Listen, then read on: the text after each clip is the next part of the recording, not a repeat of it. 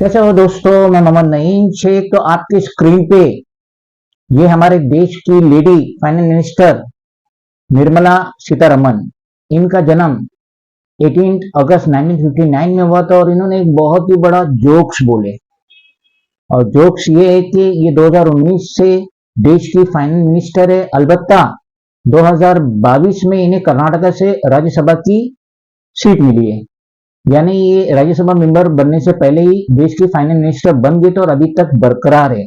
तो इन्हें जब टिकट दी जा रही थी 18 लोकसभा इलेक्शन जो 19 अप्रैल से हमारे देश में होने जा रहा है, तो इन्होंने ये बात कही कि मेरे पास पैसा नहीं है, मेरे पास पैसा नहीं इलेक्शन लड़ने के लिए, जिसकी वजह से मैं बीजेपी की टिकट नहीं ले सकती और मैं ये इलेक्शन में पार्टिसिपेट नहीं हो सकती। तो मैं बताना चाहता हूं कि सूत्रों से पता चला है कि एक एमएलए अगर वो जीत जाता है और 5 साल तक वो बरकरार रहता है, तो गोया यूं समझ लीजिए कि वो 200-500 करोड़ का मालिक बन जाता है। सूत्रों से पता चला है, कोई अपना बैलेंस शीट तो बताएगा नहीं।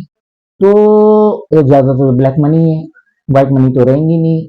जो एमएलए का उसको फंड मिल रहा है ऑस्ट्रेलिया से, तो 200-500 करोड़ होने वाला नहीं। तो देश की फाइनेंस मिनिस्टर 2005 सालों 2019 से आज 5 साल तक जो देश की फाइनेंस मिनिस्टर है, वो ये कह रही है कि मेरे पास पैसा नहीं है ये इलेक्शन लड़ने के लिए, इसलिए मैं नहीं लड़ सकती। तो ये कितने अचंभे की बात है। कितना उन्होंने 4-5 बजट ही उन्होंने पेश कर दिए और ये एमएलए कॉर्पोरेटर वगैरह अपनी जान बना लेते हैं अपने जो 4-5 साल का टर्म होता है उसमें।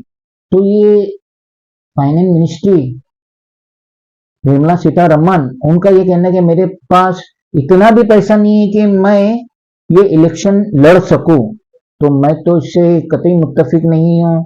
और अलबत्ता ये बात अलग है कि शायद इंटरनली उनको, जैसे कि उनके हस्बैंड प्रकल्ला प्रभाकर खुले तौर पे सोशल मीडिया में कह रहे कि अब की बार अगर मोदी जीत गया तो जो हमारे कॉन्स्टिट्यूशन के जो लॉज है वो चेंज हो जाएंगे, या फिर देश में कभी लोकसभा इलेक्शन ही नहीं होगा। मैंने खुद उनका वीडियो देखा हूं, दीपक शर्मा के यूट्यूब चैनल पे आए थे और उन्होंने ओपनली कहे थे, तो मैंने देखा उनका। और दूसरे चैनल पे भी अशोक वानखेड़े से भी जब उनकी बात हुई तो उन्होंने यही बात दोहराया, निर्मला सीतारमन के हस्बैंड ने, कि मोदी का आना देश के लिए बहुत ज्यादा नुकसानदायक है।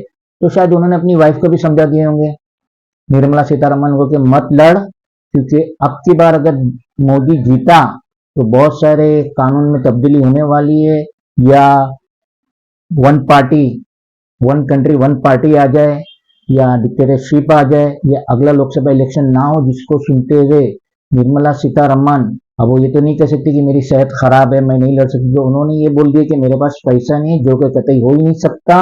और ये तो इतनी बड़ी फाइनेंस मिनिस्ट्री की पोस्ट पे थे, तो इनको ना जाने कितनी बेनिफिट मिल रही होंगी, इनका कितना बड़ा हफ्ता होगा, इनको जो गवर्नमेंट की तरफ से मिलता है कितना बेनिफिट होगा, क्या क्या होगा। और वो ये कहे कि मैं इलेक्शन नहीं लड़ सकती लोकसभा का, इसमें कतई सच्चाई नहीं है। खुदा हाफिज़।